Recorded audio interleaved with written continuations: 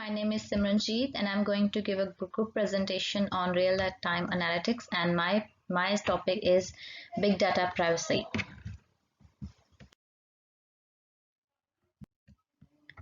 Big data everywhere. In this modern generation, the big data is spreading everywhere, such as social media, such as Facebook, Instagram, and everywhere. Sensor networks, the healthcare applications, new technological developments, the amount of internet, even purchasing grocery. Like in day-to-day lives, we face the big data almost everywhere. And so we can't do day-to-day activities without giving information about us, and thus creating huge amount of data. So that's called big data. So in other words, big data means massive collection of data which we use in our day-to-day life. So is big data is consists of a large data, so it causes various dangers like some threats as well. So that can arise data breach. Data breach means this may happen as a result of aggressive hacking or insufficient security measures. The more data are collected, the more appealing they become for an attacker. It means to say that if you have more and more data, it will be easy for an attacker to hack that and to use that for their own purposes. Internal misuse by employees, unwanted secondary use. The misuse by any employees in workplace or anywhere. It can also give a loss or the danger of big data. Changes in company practices. The policies that prevent a company from engaging in uses of the data that harm the subject's interest may change. Government access without due legal guarantees. What is big data privacy? Big data privacy involves properly managing big data to minimize risk and protect sensitive data. In other words, we can say that to manage the huge amount of data in a sensitive way so that it can be protected from any unauthorized access. Because big data comprise large and complex data sets, many traditional privacy processes cannot handle the scale and velocity required. It means to say that some of the time the big data can't handle the scale and the velocity which is required, but on that time it can be a threat to for unauthorized access. To safeguard big data and ensure it can be used for analytics, you need to create a framework for privacy protect that can handle the volume, velocity, variety, and value of big data as it is moved between environments, processed, analyzed, and shared. It means that there are 4 V's of big data. That's volume, velocity, variety, and value, which describe the big data in many ways. So it's also important to save big data and make sure that we are using the proper privacy protections to save our big data. Next is principles for several regulations for the protection of personally identifiable information. There are many types of that, like lawfulness. Consent needs to be obtained from the subject, or the processing must be needed for a contract or legal obligation, for the subject's vital interest, for a public interest, or for legitimate processes or interest compatible with the subject's right. Consent, it given by the subject must be given, specific, informed, and explicit. Purpose information. The purpose of the data collection must be legitimate and specified before the collection. Necessity and data minimization. Only the data needed for the specific purpose should be collected. It kept only for as long as necessary. You can keep it as long as you want. Alright, so privacy preserving mechanism developed for the privacy protection at different stages. There are different stages in which there are different phases, such as data generation phase, data storage phase, and data processing. If we talk about the data generation phase, there are also further 2 types of data generation phase, such as active data generation and passive data generation. Active data generation is that generation in which data owner will provide data to an outsider. Outsider means we can say third party.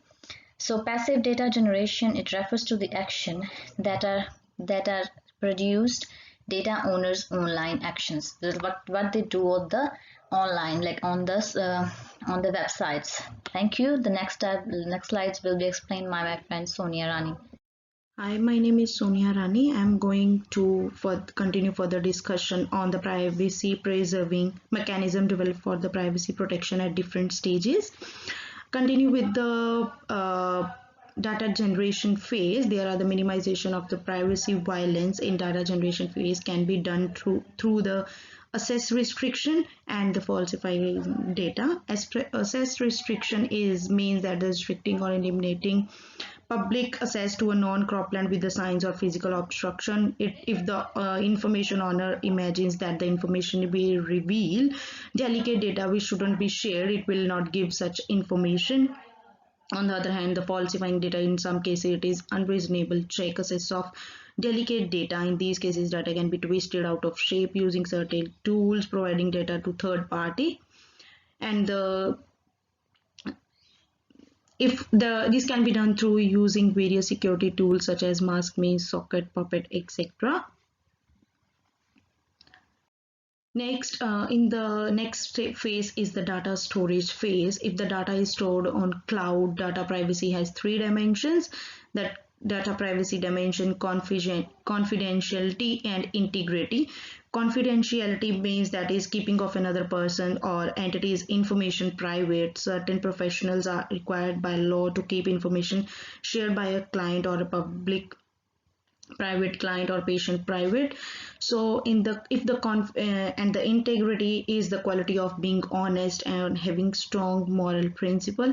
And if the confidentiality and the integrity is breached, it will affect a user's privacy. A fundamental necessity for big data storage system is to protect for the privacy of a person.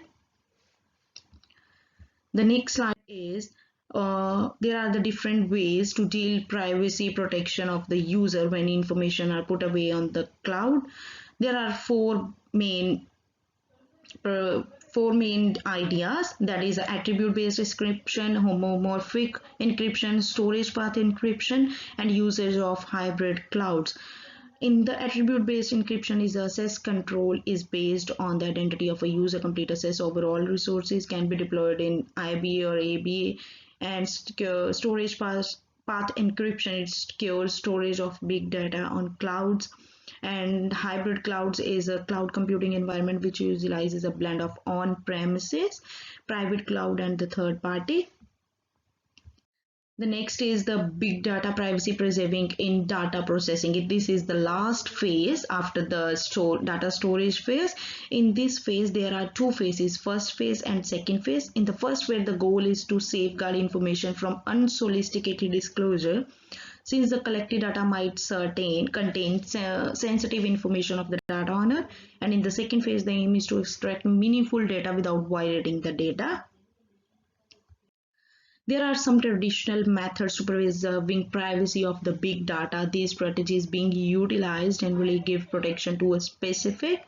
Some, however, their faults prompted the approach of more up-to-date techniques. There are the traditional ways like hybrids, de-identification, but after that, there are the more researchers are just continuing research on the more modern methods.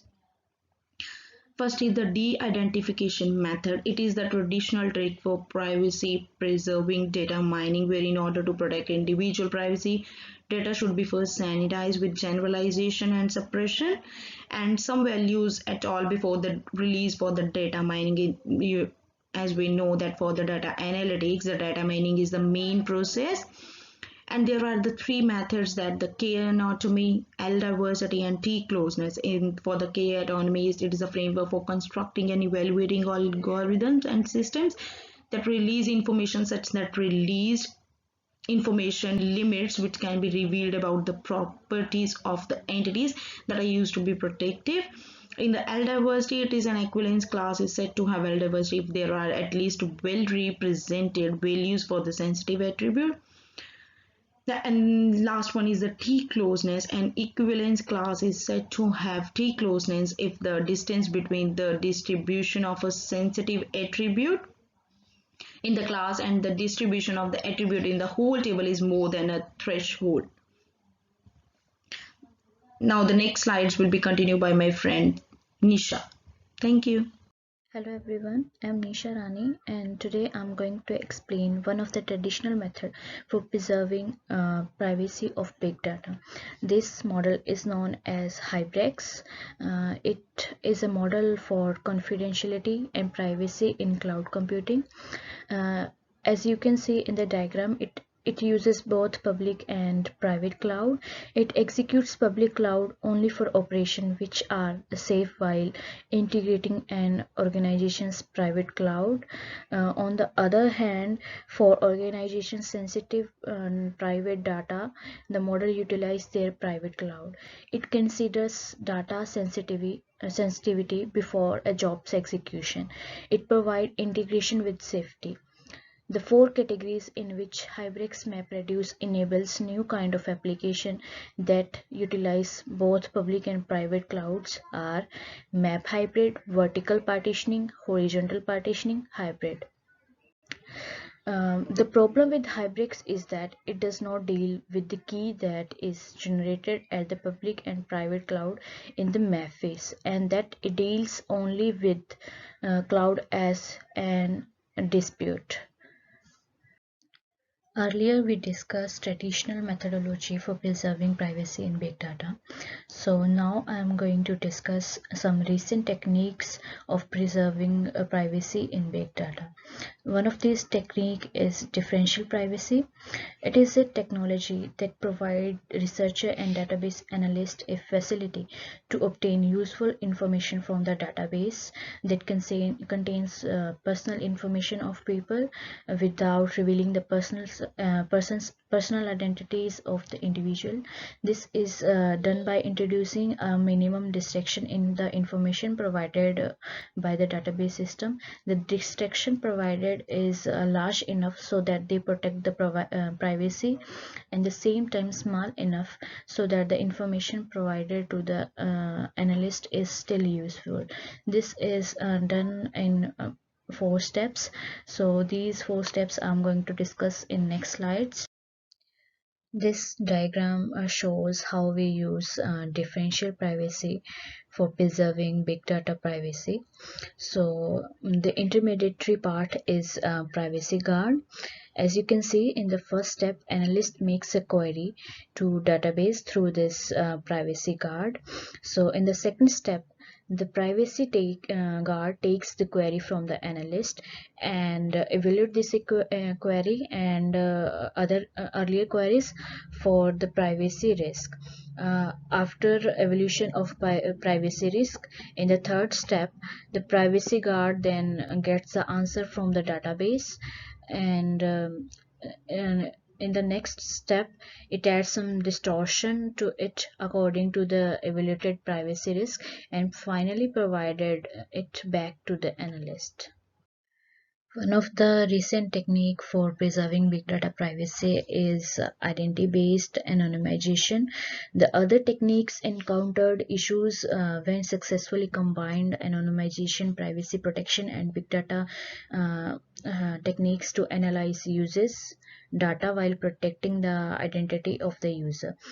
Intel human factor engineering team wanted to use web page access logs and big data tools to portal to protect Intel employees privacy. They were required to remove personal identifying information from the portal use log respiratory, but in a way that did not influence the utilization of big data tools to do analysis or ability to re-identify a log entry in order to investigate unusual behavior.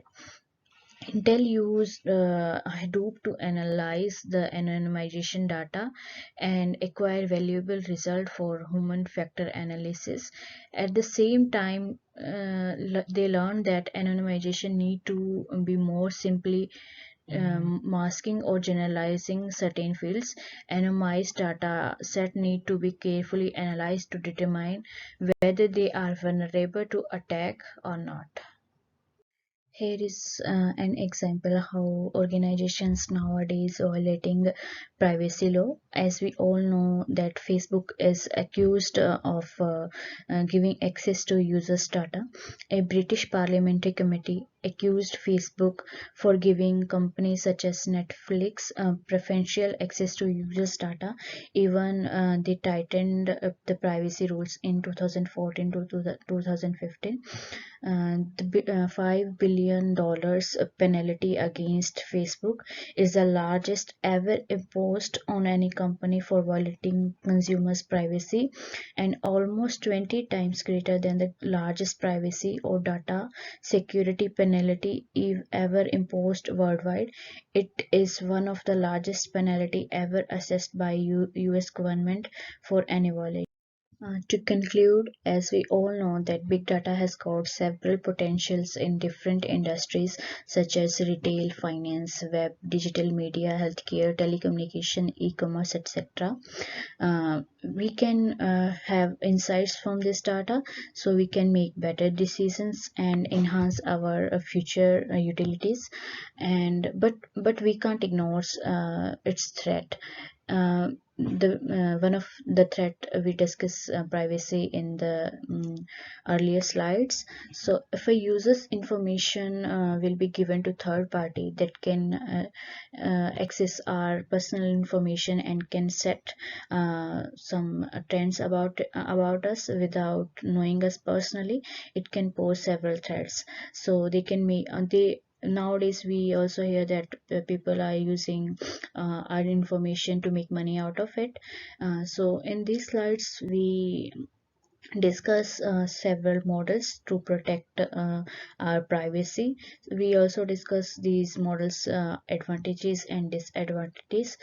So as we producing big data day by day by doing even daily activities, a one click on computer is producing a big data.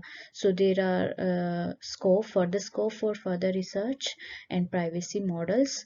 So in the future, researchers are doing further research to have some other models also.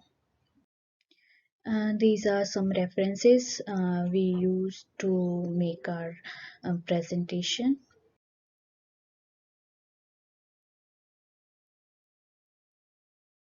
And thank you everyone for listening to us and giving us some time to express our ideas.